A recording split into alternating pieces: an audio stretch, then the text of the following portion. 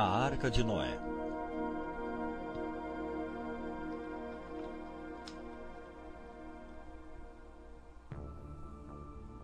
Antes do dilúvio, o mundo se tornara tão cheio de homens ímpios que o Senhor decidiu destruir a face da terra. E Deus disse a Noé: o fim de toda a carne é chegada perante mim, porque a terra está cheia da violência dos homens. Eis que os destruirei juntamente com a terra. O Senhor escolheu Noé, um homem de Deus, para construir uma arca na qual o justo poderia ser salvo juntamente com alguns animais. Noé pregou a conversão por 120 anos, entretanto apenas 8 pessoas renderam o coração a Deus e entraram na arca. A chuva caiu e as pessoas procuraram por um lugar mais alto, seguro pela própria arca, mas o anjo do Senhor havia fechado a porta da arca por fora, e ela não poderia ser aberta. A graça havia terminado e era muito tarde. A morte e a destruição cobriu a terra e os pensamentos dos homens eram maus continuamente. Deus havia enviado o convite, mas eles não haviam aceitado. Era o julgamento da humanidade. Todas as fontes de água se romperam e as janelas do céu se abriram e choveu na terra por 40 dias e 40 noites. Assim Deus destruiu todo ser vivente que havia sobre a face da terra. Deus salvou seu povo do dilúvio, mas eles tiveram que permanecer 1 ano na arca até que as águas do dilúvio recuassem e a vida pudesse começar outra vez. Noé e sua família estavam ansiosos para deixar a arca.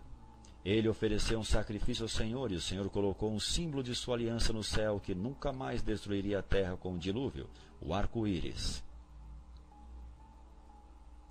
A Bíblia nos diz onde a arca de Noé repousou. A arca pousou sobre as montanhas do Ararate. Mas o que são Ararate hoje? O nome Ararate, como aparece na Bíblia, é o nome hebraico equivalente a Urartu, antigo país do sudeste da Ásia, mencionado em fontes assírias no século 13 a.C. Esta área inclui partes da Turquia Oriental, América e Irã. Moisés não estava falando de uma montanha específica. Quando escreveu Gênesis, ele estava falando de um país Urartu. Assim, a Bíblia diz que a arca repousou nas montanhas de um país, de Urartu. A Turquia Oriental, cruzando o vale do Monte Ararat, é o local que visitamos. Esta área foi fotografada primeiro em uma pesquisa aérea realizada em 1959 por Francis Gary Power. Posteriormente, o turco militar Duru Pinar observou o objeto em forma de barco nessas fotografias e em 1960 um grupo dos Estados Unidos também viajou para o local, mas eles concluíram prematuramente que seria uma formação natural. Aquele mesmo ano, a revista Life Magazine publicou fotos do local. Há alguns registros históricos das civilizações antigas acerca da existência da arca. Berozes escreveu: é dito que ainda há alguma parte desse navio na Armênia, na montanha dos Gardienses, e algumas pessoas levam pedaços do betume que eles tomam e usam principalmente como amuletos para afastar o azar. Hoje podemos olhar no mapa da Turquia e ver este local listado como Nuhum Gemzi, ou Barco Grande de Noé. Visitando o local, pousamos próximo ao grande lago Van, que uma vez foram um anfitrião da capital antiga de Urartu, chamada Tuxpa, situada ao longo de sua costa. Viajando por fora pela zona rural, nós vemos um vulcão extinto próximo à estrada. Cruzando uma montanha, nós logo vemos ao longe a primeira vista do famoso Monte Ararat. Nas sombras do Ararat está a cidade de Dalgybozat, a qual atravessamos enquanto fomos em direção ao local da arca. O Monte Ararat é uma bela montanha, rica de história, de escavadores monteses que procuram a arca, mas sem sucesso. Cruzando o vale, nós vemos que o governo ergueu uma placa na estrada: Nehum Gemzi, 5 quilômetros montanha acima. Na primeira viagem de Ron White para a região em 1977, ele não soube onde começaria a procurar e só esteve lá 3 dias na área. Assim, ele e os seus filhos adolescentes oraram para que o táxi demorasse em áreas onde eles precisassem procurar o local verdadeiro. Naquele dia, Deus atrasou o táxi.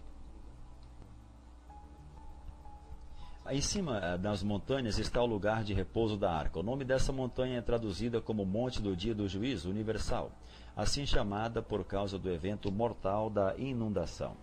À medida em que subimos a montanha de carro, podemos ver o menor Ararat e o grande Ararat atrás do vale. Ambas são montanhas vulcânicas, pós-diluvianas que não estavam no mesmo local durante a inundação e seriam o último lugar aonde as pessoas deveriam procurar. Finalmente chegamos até a arca. Observando da polpa à proa, podemos ver o esboço em formato de um barco. Ele tem uma polpa arredondada em frente e um arco pontudo. A forma simétrica indica que é uma estrutura artificial. Ron White fez 24 viagens até aqui para realizar testes de pesquisa nessa estrutura em formato de barco. Fotografias tiradas em tempos diferentes do ano apresentou características diferentes do barco. Havia tanta evidência convincente da descoberta nesse local que o governo turco declarou esta área como Parque Nacional da Arca de Noé. E ainda hoje o mundo é desavisado dessa descoberta surpreendente.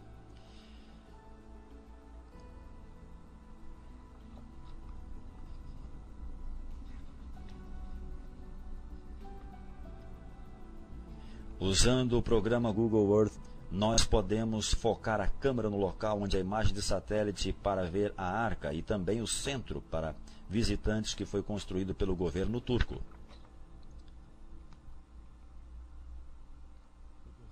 Foi no dia 21 de junho de 1987 que se realizou uma cerimônia na montanha para comemorar o local como Parque Nacional da Arca de Noé. Autoridades do país se reuniram para repartir o pão e celebrar essa descoberta maravilhosa.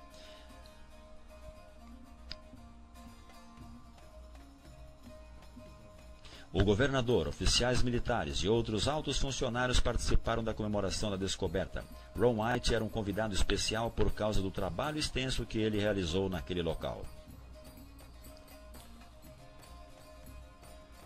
O centro de visitas daria boas-vindas aos convidados de todo o mundo para contemplarem a arca. Havia muita euforia quando foi colocado concreto na fundação pelo governador e por Ron White. Este era um monumento aos restos mortais da Arca de Noé.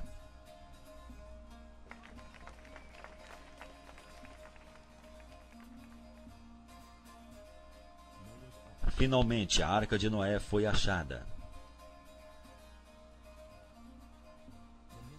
No dia seguinte, um artigo apareceu no jornal de maior circulação da Turquia anunciando que o grande barco de Noé estava aberto para o turismo. Agora, nós caminhamos dentro do centro de visitação para ver as evidências informativas à amostra.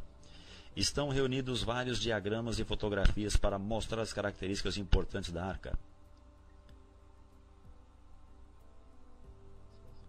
Artefatos da arca também estão à mostra, incluindo madeira petrificada e fósseis marinhos da área que indicam que esta montanha é água petrificada.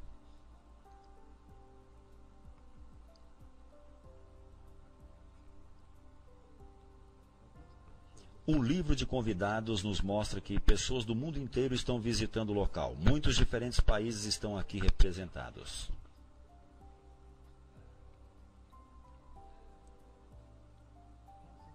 Hassan tem trabalhado no centro de visitação desde que foi aberto. Ele tem morado a vida inteira em uma aldeia aqui na montanha, pouco acima do local da arca, e tem muita história associada com a arca. A fotografia dele apareceu no jornal Kinoville de Tennessee. Assim, nosso grupo trouxe uma cópia plastificada para ele. Hassan nos conta agora alguma história interessante sobre a formação da arca. Biz Ron White'a söyledik. Bunun gemisi var ya, 1948 senesinde gece bir kayma deprem oldu. Sabahleyin baktık her taraf gitmiş. Bunun gemisi bir ada güçüne kalmıştır. Her akşam üzerine bir elektrik lambası gibi ışık yanardı. Em 48, houve terremoto à noite e quando acordamos pela manhã, vimos que a terra foi removida e vimos a estrutura em forma de barco. De ki 1960 yıllarında Türk Hava Kuvvetleri'ne bağlı bir pilot tarafından bunun fotoğrafı çekiyor. Gidiyor Ankara'ya. 1960 yıllarında. 60 yıllarında. Söyle. Também depois daquela hora, havia uma luz que nós podemos ver naquela noite na vila. Quando olhamos para o local da arca, as pessoas pensaram que aquelas coisas eram santas, e quando eles foram até a próxima arca, a luz havia desaparecido e não podemos ver mais nada. Benim kendi şahsi olarak ben de hem inanıyorum hem de karar veriyorum. Çünkü neden? Her taraf gitti, Nuh'un gemisi o böyle ada gibi içinde kaldı. Her akşam üzerinde bir ışık yandı. Sarı, yeşil, kırmızı. Kimisi böyle bir ziyaret, kimisi bir tövbe, kimisi bir hazne eder. Ama araştırma yapıldıktan sonra izin aradan kayboldu gitti, ben de oynanıyorum. Sedat bir daha var. Söyle, onu söyle. Agora ele disse, na minha opinião, eu vi depois daquele terremoto que havia um formato de barco e luzes coloridas, verde, amarela e meio avermelhada. E várias pessoas na vila dizendo que era um lugar sagrado, que havia ouro, que nós deveríamos ir lá e escavar, e as coisas assim, bom, especialmente quando nos aproximamos da arca e a luz desapareceu, não podemos mais ver a luz. Depois que o governo confirmou que aquela estrutura era o barco de Noé, a luz desapareceu. Tudo isso me fez pensar que é realmente a arca de Noé.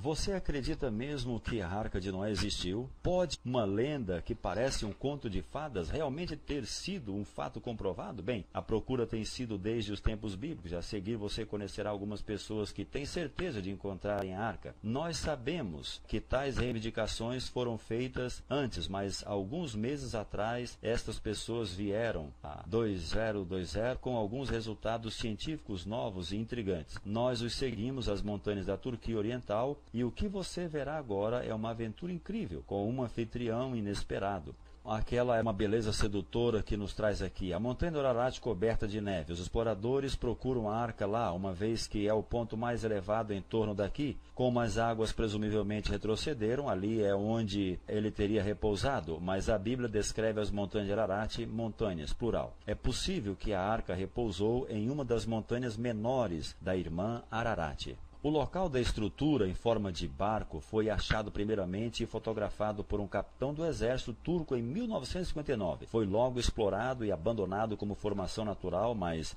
White, um arqueólogo amador, reacendeu o interesse alguns anos atrás. Trouxe Dave Fossald, perito de salvamento marinho, para checar tudo isso. O grupo da montanha do Dia do Juízo Universal trouxe alta tecnologia para explorar a lenda. Eles começaram a escanear este local com um gerador de frequência molecular, ou seja, um dispositivo usado por cirurgiões para fixar o ponto nos tumores cancerígenos, tem sido assim usado por Fossald para achar tesouros debaixo da água. No momento em que o gerador de frequência molecular começou a detectar um padrão incomum de linhas de ferro embaixo da terra, eles começaram a passar tiras ao longo dessas linhas. A forma final esboçada pelas tiras é de um navio enorme e o comprimento e largura aproximados da Arca de Noé, como descrita na Bíblia. O fascinante campo rítmico logo atraiu o interesse do mais alto acadêmico Dom John Baumgartner, físico do laboratório de Losenmouse. Ele enviou amostras para análise laboratorial e confirmou que o material localizado com as tiras realmente era ferro. Com o comprimento conhecido, a única pergunta restante era a profundidade. Localizando a profundidade da casca, poderiam determinar se o objeto em forma de barco tivesse a capacidade descrita na arca bíblica.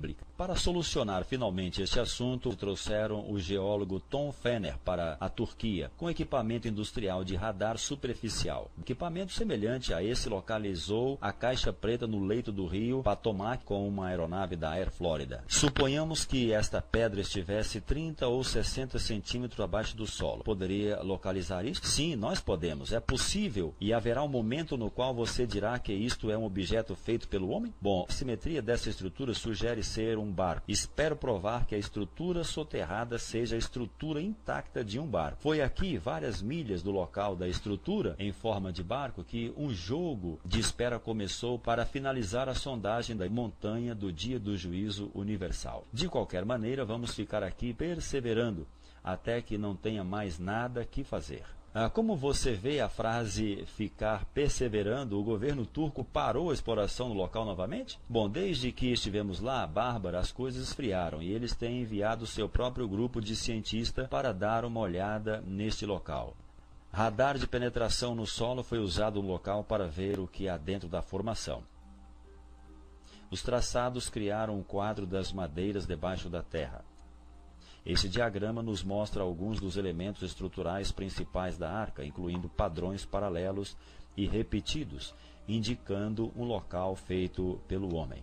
Realmente há algo embaixo daquela pedra, além de pedra, um dispositivo de radar desenvolvido por sistema de pesquisa geofísicos em Hudson foi usado na montanha. O dispositivo é chamado SIR e é usado por companhias de exploração de energia para analisar o que está abaixo da superfície do solo. De acordo com o SIR, esses dados não representam geologia natural, é uma estrutura feita pelo homem. Estas reflexões acontecem muito periodicamente para ser estrutura natural fortuita.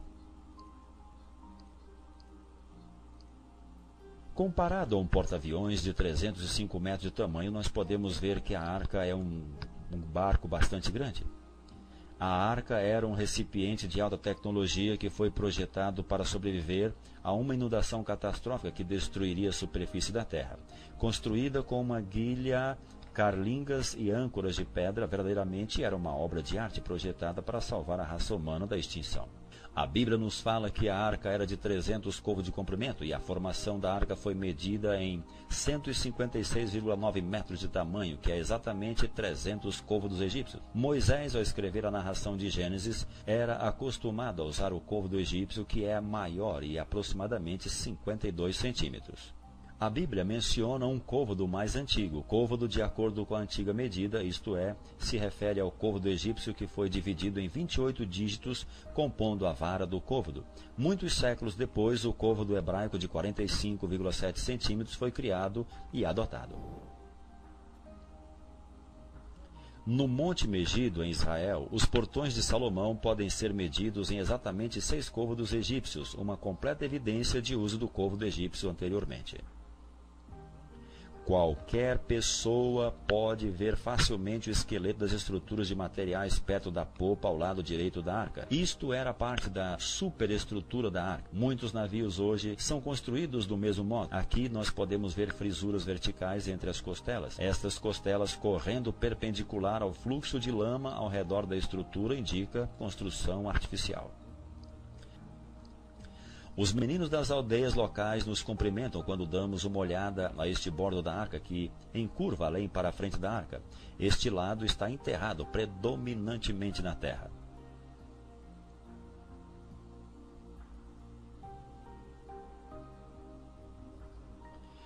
O lado de fora da arca ou da frente está bem adiante de nós, então examinamos o lado a este bordo para ver o topo, o esqueleto das madeiras.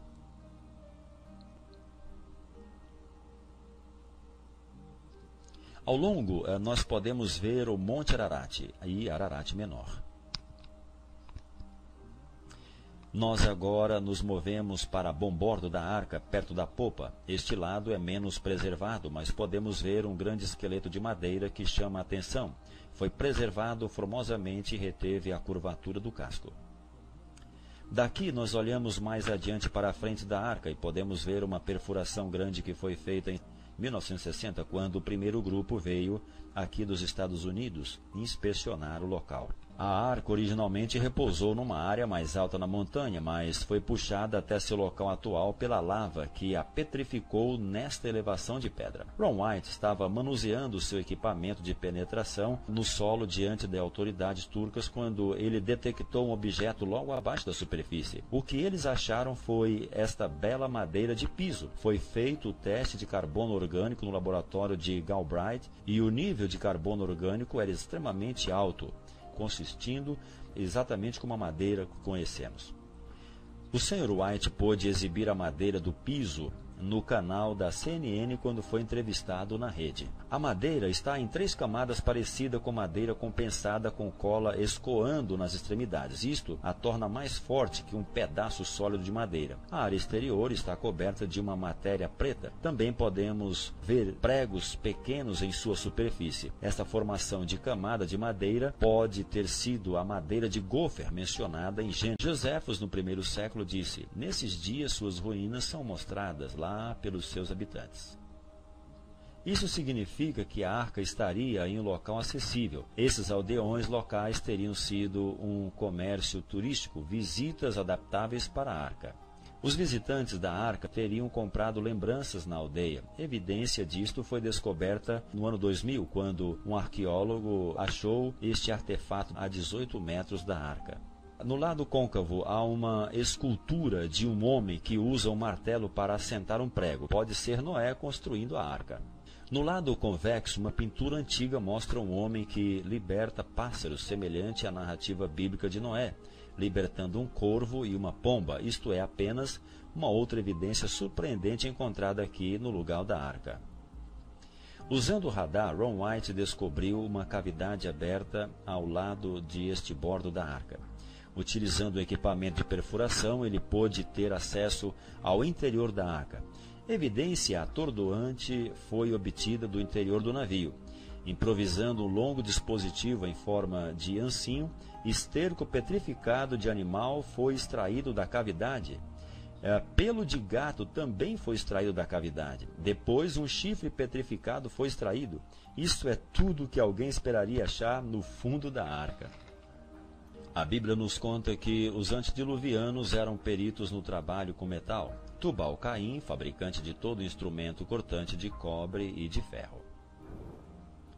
Este rebite grande de metal, em torno de uma haste de metal, foi achado por Ron White quando ele levou um grupo de excursão para o local em 1991. O centro da haste foi golpeado enquanto estava quente, deformando-o de modo que segurou a arruela no seu lugar devido.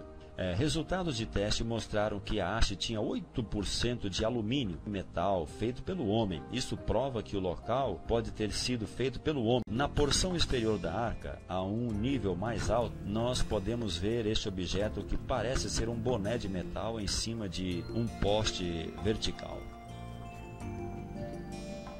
Tem uma impressão de X modelada no centro. O lado esquerdo do boné está perdido, mas o topo e este lado mais próximo ainda estão fixos no poste. A impressão de X é indicativa de uma estrutura artificial com ângulos de 90 graus. A nossa segunda parada de táxi é a aldeia de Kazan. Pouco abaixo, no Vale da Arca de Noé, nós vimos para a aldeia de Kazan, onde porções do sistema direcional da arca foram deixados, permitindo que flutuasse mais livremente. A aldeia era conhecida como o Lugar dos 8, chamada assim por causa dos 8 sobreviventes da inundação. Esta é a primeira área onde Noé e a sua família viveram depois do dilúvio.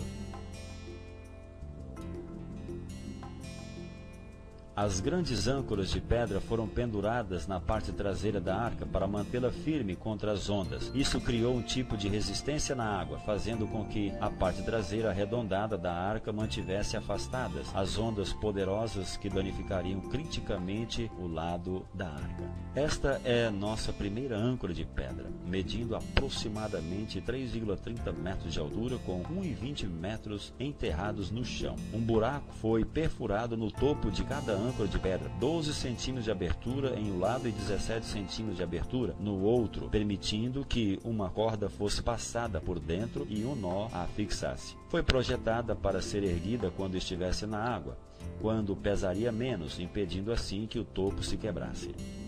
O fato mais notável é as cruzes que foram esculpidas na âncora de pedra.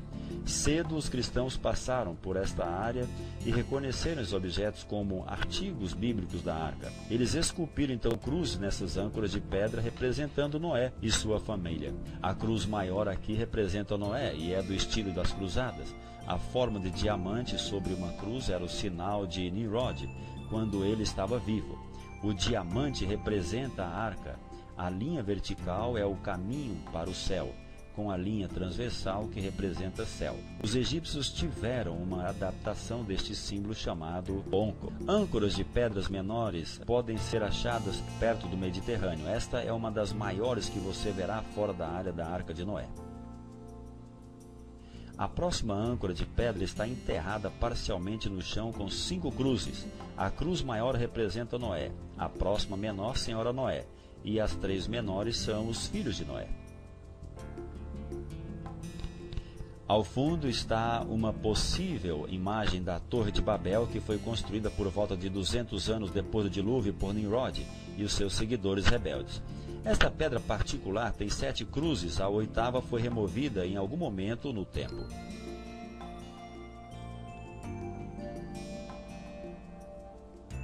Esta pedra tem uma cruz grande que representa Noé. A próxima cruz menor à esquerda no fundo é a Senhora Noé. E as 3 próximas cruzes menores representam os 3 filhos, e as 3 menores representam as esposas dos filhos. Não há a mesma escultura nessa pedra, mas tem um buraco perfurado no topo. Foram achadas outras pedras enterradas, mas elas não estão com nenhuma inscrição. Esta pedra teve um buraco perfurado no lado esquerdo, então à direita nós podemos ver inscrições antigas de um idioma desconhecido. Vândalos quebraram essa pedra no topo. Também foram esculpidas cruzes nesta pedra.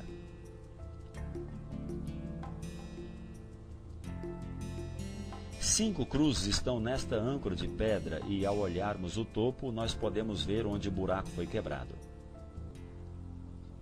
Fora da aldeia de Gazã, há um objeto grande que tem a aparência de uma casca de árvore petrificada com características incomuns. Não há nada aqui semelhante a isso em nenhum outro lugar. Tem cruzes que são muito francamente esculpidas. Nós temos uma grande aqui, por exemplo. Nós temos uma pequena aí mesmo e uma aqui, a outra aqui, ficando mais difícil de ver cada ano. Bom, esta é uma pedra petrificada. Sim, Ron imaginou que fosse casca de árvore petrificada. Se parece um pouco com casca de pinos. Parece metal. Bom, não é uma âncora de pedra. Ron teorizou que isto poderia ter sido parte da cobertura. Você se lembra de certo ponto que diz que Noé saiu da arca e tirou a cobertura? Ou saiu pela cobertura? Claro que isto é só especulação.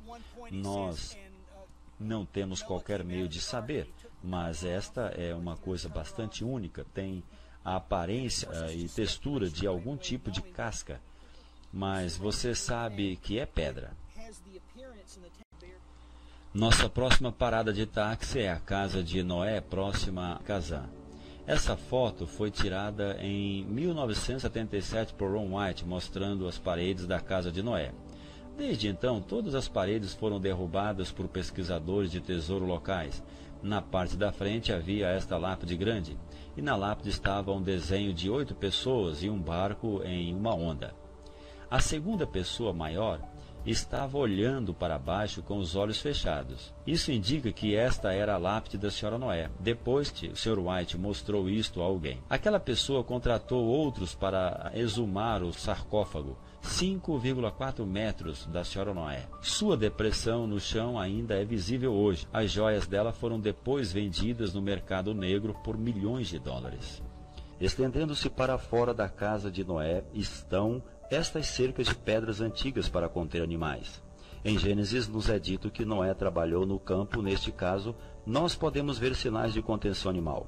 Algumas cercas são mais proeminentes que outras, mas elas estão todas em linhas retas. Além atrás da casa de Noé, há este altar grande que foi usado para sacrificar animais a Deus. É de aproximadamente 3 metros de diâmetro e tem a forma de um cubo.